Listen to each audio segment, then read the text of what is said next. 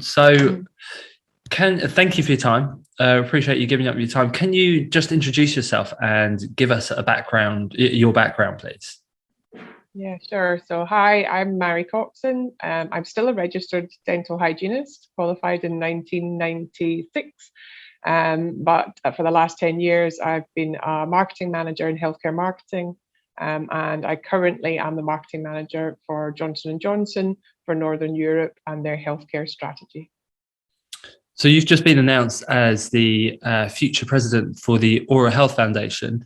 How long have you been working with the Oral Health Foundation? Yeah, I'm really, delighted and excited to be part of it as well. And I've been sort of involved with the Oral Health Foundation for quite a long time, in clinic, maybe sort of raising awareness around Mouth Cancer Action Month, or taking part in National Smile Month and handing out the smiley stickers to my patients. But I actually joined the board 6 years ago now. So I'm just trying to work out what that is, 2015, 2016. Yeah. And I had a year before that actually observing, which was really super useful to understand what that board was. And then I became president-elect 2 years ago, when Ben Atkins became president, and have supported in that role. And I'm now transitioning to president this year. So, what exactly does a president of the Oral Health Foundation? What does the role involve? What are you hoping to do during your term? Yeah, so it's a board of governance. Yeah, it's a trustees board. So you're the director for the trustee. You're a non-executive director, and it's all about ensuring that the charity, because it is a charity, it's a not-for-profit charity, so that it survives and thrives, and that it serves its objectives, and that it's serving the people that it's been set up to serve. And it's a fantastically interesting thing to do. When I first got involved, I think I probably wanted to get in there and try and be part of the management team. I had so many ideas about how we could change everything. But the becoming a trustee and learning governance has been a completely new experience for me, and really been one that's set me up well for in my work life as well. And the two complement each other, because I'm able to sort of add that industry perspective to when I'm there on the board. And so becoming president, my role is really to try and make people more aware of the great work that the Oral Health Foundation do, maybe myth bust a bit around the fact that people don't realise it's a charity. There's no magic pot of money and there's no profits to be made. It's public facing and public serving. And during COVID, the dental helpline has been really, very well used. Access to dentists, as you know, was a real challenge, and it's still one of the most used first port of calls for the 50% who don't attend the dentist or who have trouble accessing an NHS dentist, or perhaps someone who's homeless or has challenges there as well. So the work it does is amazing. So my job is to try and get you all to pay more attention and be more interested. But also, as I say, to make sure that the strategy is fit for purpose. We have a 5-year strategy in place, and make sure that we can survive and thrive as a charity in what is a very challenging time for charities. Well, following on from that, what challenges do you think the Oral Health Foundation faces over the next year, 5 years? Yeah, I mean, I think, COVID hit everybody, yeah, and impacted everyone and changed all of our lives. Like, we can't take that away. The biggest change was probably a lot of the face-to-face activities that would happen around some of those public health campaigns, National Smile Month, and the Mouth Cancer Month as well, Mouth Cancer Awareness Month. And what the team were able to do, which I was so proud of, was pivot to an almost total digital activation, so that we were able to have a really successful campaign still. So I think that being agile will be a big important part over the next sort of 3 to 5 years, because funding is restricted, and charities are not receiving as much funding as they were, or support. And there's a general awareness issue, I guess, around which things are we interested in, and which things are we funding when we give our money to charity. So I think it's understanding that. And in the strategy, we have a plan to make sure that we're public facing, but that we're moving forward with prevention. So in dentistry, we're really good at treating decay, cavities. We do that well. We're sort of okay at treating perio. I think I can honestly say there's only two conditions. We do one well, we could do a lot better with the other. But actually, when it comes to prevention, we're really poor, because we're not funded to prevent. So it's a very difficult financial model to balance. And so I think there's a real role for us over the next 3 to 5 years to really raise that prevention awareness. We know that the healthcare and NHS is challenged and the waiting list is huge. And preventative oral health has so many positive impacts on our overall health there as well. So I think bringing that up the agenda and still being that voice that lobbies and makes people aware that this is something that we should be doing for the public's health, I think will become difficult in a noisy NHS backlog, but it'll be really important for us to do. And then maybe the other pieces, around a sort of accreditation. So the Oral Health Foundation uses a group of peers in the same way when you put a scientific paper into a journal, there's a peer review. If you put your product into there and share the science with it, there's a peer review, and then they will endorse the product. And I think that that's a really important part because it gives a sense of trust for the public, and helps them know that the products they're choosing are good. There are a lot of products out there where it's a lot harder to tell whether they're safe for you or not just now, and the things you can buy digitally. So again, COVID's accelerated that online buying of healthcare products, and really that can be an issue. Back when I was working at Philips, we set up the Safe Tooth Whitening group, and that's still live as part of the Oral Health Foundation, which again is part of that charitable, not-for-profit way of raising awareness about more dangerous tooth whitening products and illegal tooth whitening.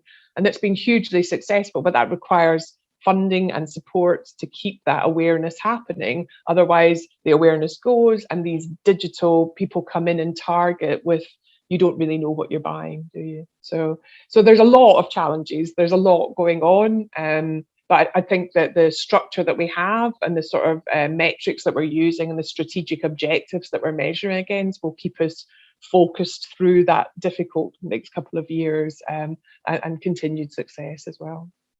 One of the areas that the Oral Health Foundation is very good at is campaigning to raise awareness for mouth cancer, for oral cancer. And just recently, you launched the Mouth Cancer Charter in Westminster. So oral cancer rates are growing.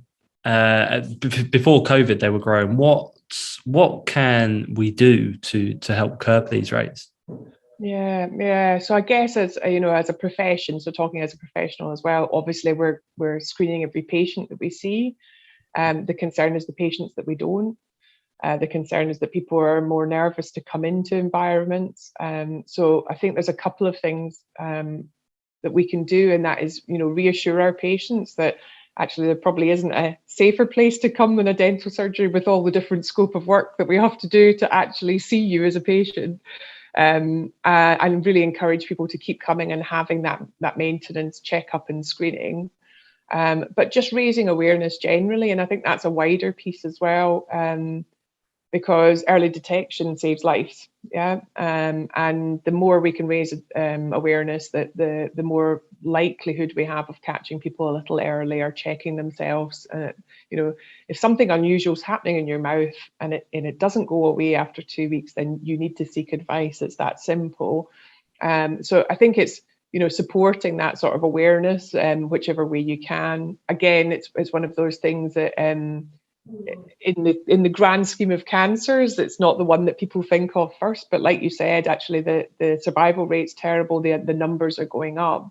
And I think there's a bigger problem again with that backlog in the NHS of people feeling that they don't want to bother their health professionals. So I think just reinforcing that it's never a bother. I think that's probably very important too. But I don't want to take away from some of the brilliant work that the teams have done. And I know we've been supported for years. Denplan's been amazing at supporting consistently there too.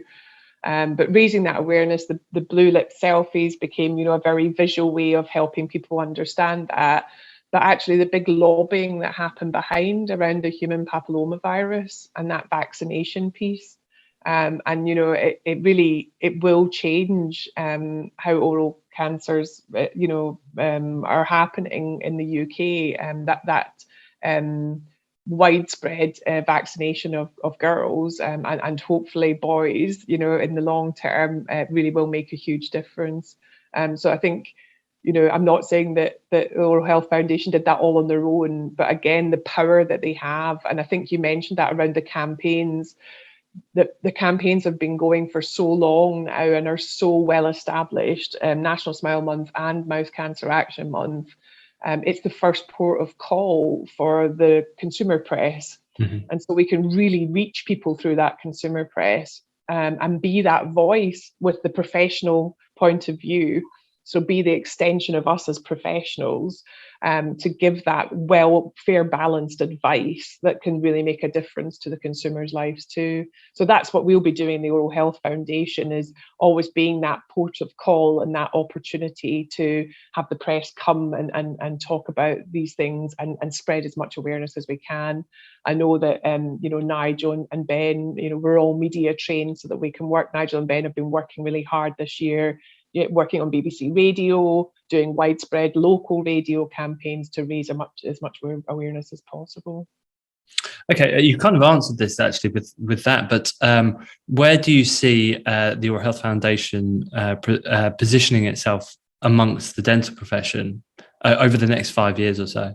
Yeah. So it's an interesting one. So again, I think probably what we know them for in dentistry would be the leaflets, the leaflets, the plain language summaries for patients that we used to have all stacked up. I'm sure we don't have them anymore in our waiting rooms just now. There's digital versions, of course, but being that sort of patient-focused, unbiased point of view of education, I think that's where we used to add value. And then obviously we have this fantastic wealth of educational tools within the shop, so there's a lot of ability to be able to drive prevention in your practice using the Oral Health Foundation's tools that they have.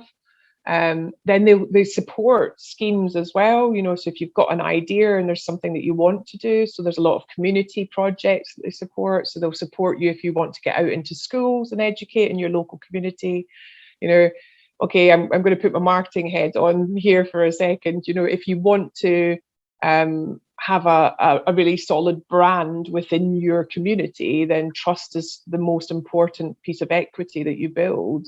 And one of the best ways to do that is to get out in the community and show what you're about as a practice. So I think using National Smile Month, and it's, popular, it's in Boots, it's in Tesco's, it's everywhere, so using it as part of your way to really bring your practice to life, raising the awareness for Mouth Cancer Action Month, these are all things that just fit seamlessly with how you should be running your business anyway, because you want to build that trust and equity in your community.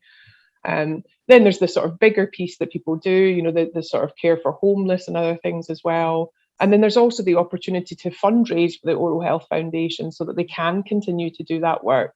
So we've seen lots of Miles for Smiles, I think of, with Christina and Sarah Murray. They've walked all the way around the UK many times with many other dental professionals to raise funds there too. So I think they project a really positive image when the press can sometimes be very negative about us. They don't really want to talk about us doing the good work we're doing. I think of the, Floss or You'll Die Daily Mail heading that from years ago that we still giggle at. The misinformation that comes from the press can be quite frustrating, and we can be that voice and help correct that too. So I think we have a responsibility to the profession in a way, but our main responsibility is to the public. And so it's using us to help build that trust with your public as well. Okay, perfect. Mhari, that's all the questions I've got. Is there anything else you wanted to just add? I mean, if I'm going to get the opportunity, I would probably just like to say and just reiterate just how rewarding it is to become a trustee and be part of that trustee board. So We have a mix of people on that board from all different walks of life, and it's governing. So you're not coming in to fix or improve or do marketing like I do, but you will learn a governing skill. But we need people to come in, and we need people to keep supporting and keep helping to steer that strategy as well. So if you're interested, please have a look at the website. There's some really good information, or reach out and speak to any of the trustee board that we have just now. There's some very familiar names on there. And we also have lay places as well, because we like to have non-dental people for perspective too. So it doesn't matter if you're actually a dental professional or not. Watching this, you could still apply to be a trustee. Great. Thank you so much, Mhari. Thank you for your time. And yeah, we look forward to your time as president of the Oral Health Foundation. Thank you very much. I'll try and do the best job I can.